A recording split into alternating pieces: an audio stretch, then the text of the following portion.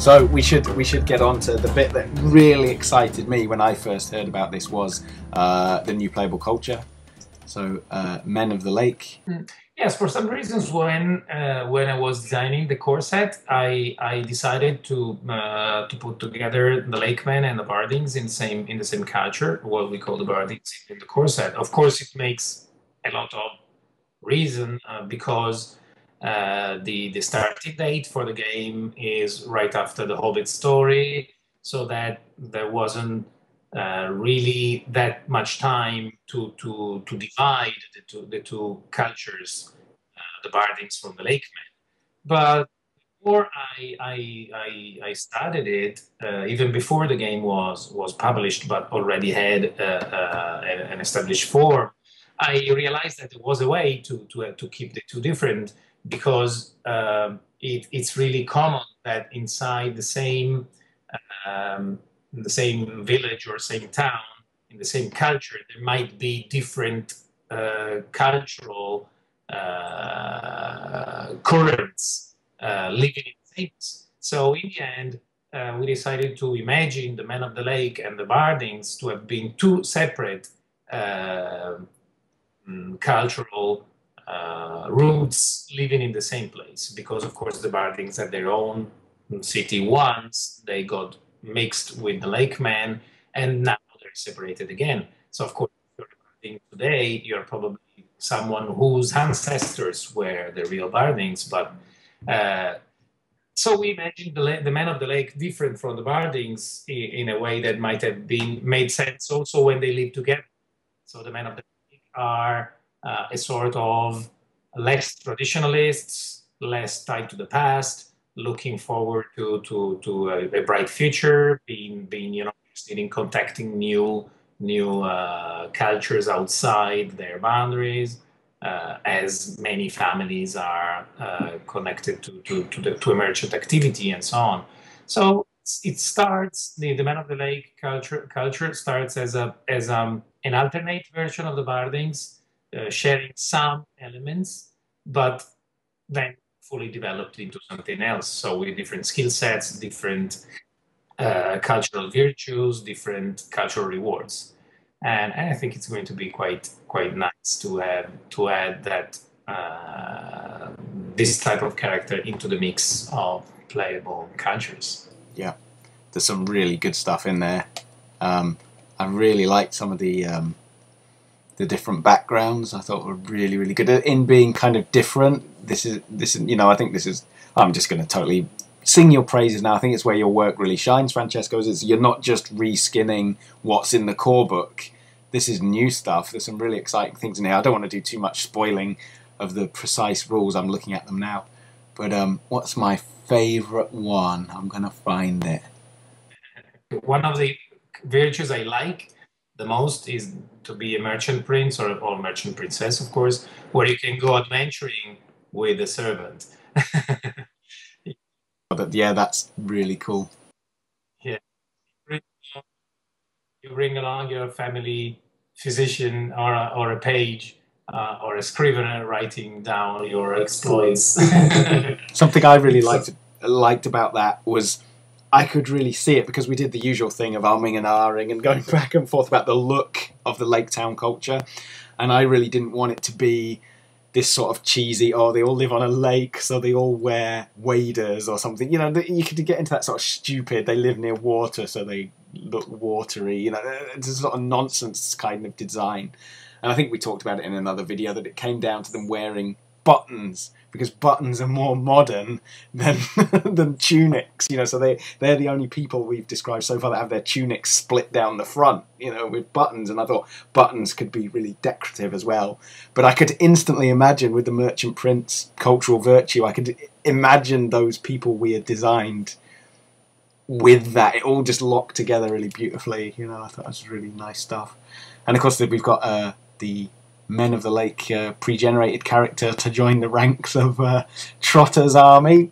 Yeah, yes, Frida, the daughter of Finolf. So we have, yes.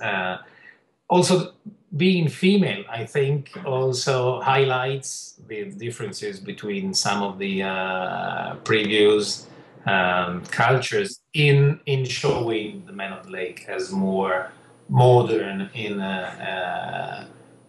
general outlook than some of the other cultures. Yeah, there's a very clear positive role, isn't there, for female characters, which I think within Lord of the Rings, despite, people tell you that Tolkien doesn't have female characters, he does, and they're really important characters. But I think with the culture, despite the name Men of the Lake, I mean, we have to call it that because it's Tolkien and Middle Earth, the people of the lake. There's a really clear role with the merchant. Power does not just come from the swinging of a sword in Lake Town, does it? Which, hey, I know plenty of women that can swing a sword, but you know what I'm getting at, fumbling around, desperately trying not to be offensive. But I think, really strong female characters, really good, and in a, highlighting real, feminine virtues, which I think is really cool. I think that also the write-up of the biographical write-up for Frida is interesting because it's not simply trying to cast a male role into a female one by just changing, the name and stuff. But I actually tried to show what could be the position of a real female living in a culture like that. Somewhat going against the rules because I still find it interesting to in a fantasy world to take into consideration what are the limits of the real world. So where a female character might have faced stronger problems than a male one. This is an interesting.